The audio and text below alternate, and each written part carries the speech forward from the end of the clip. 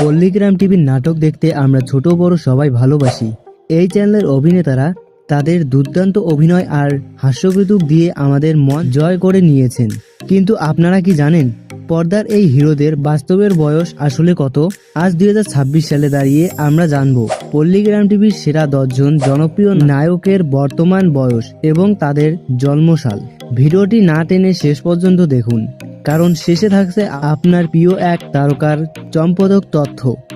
আমাদের তালিকায় শুরুতেই রয়েছে সবার পরিচিত মমিন মীর। 2011 সালে জন্ম নেওয়া এই অভিনেতার বর্তমান বয়স এখন 15 বছর। ছোট হলেও তার অভিনয় কিন্তু বড়দের টেক্কা দেয়। এরপর আসি বিশু কবিরাজের কথায়।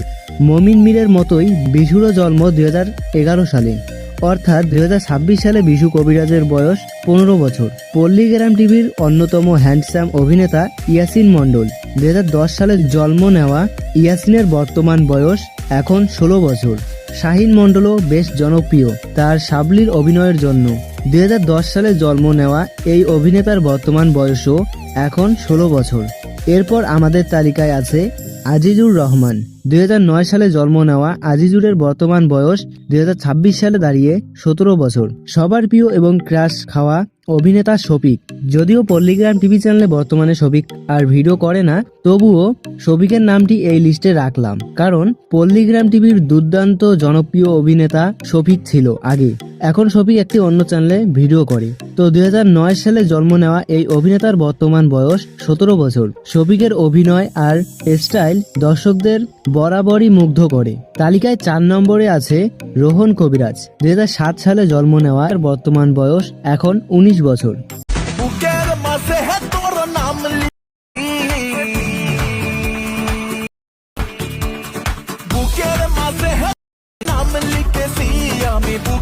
ভিলেন হোক বা নায়ক, সব চরিত্রে মানিয়ে যায় রিয়াজ কবিরাজ। 2006 সালে জন্ম নেওয়া রিয়াজের বর্তমান বয়স এখন 20 বছর।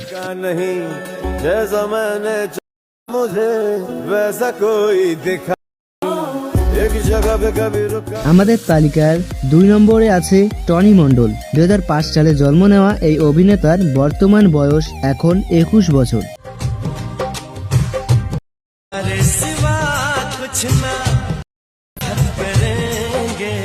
আর সবার শেষে 1 নম্বরে আছেন পল্লীগ্রাম টিভির সেই পরিচিত মুখ আগুন, যিনি একসময় ক্যামেরাম্যান হিসেবে কাজ শুরু করলেও আজ প্রধান অভিনেতা। 2003 সালে জন্ম নেওয়া আগুনের বর্তমান বয়স এখন 23 বছর।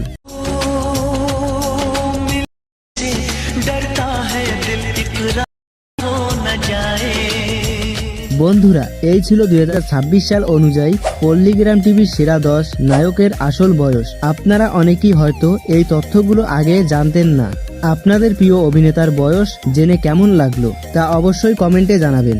আর হ্যাঁ বন্ধুরা, আমাদের মাহাম কিক চ্যানেলটি যদি এখনো সাবস্ক্রাইব করে না থাকেন, তবে এখনই সাবস্ক্রাইব করে পাশে থাকা বেল আইকনটি বাজিয়ে দিন। আপনাদের একটি লাইক এবং কমেন্ট আমাদের পরবর্তী ভিডিও বানাতে অনেক উৎসাহ দেয়। দেখা হবে পল্লীগ্রাম টিভির আরো নতুন কোনো আপডেট নিয়ে। ততক্ষণ পর্যন্ত সবাই ভালো থাকুন, সুস্থ থাকুন।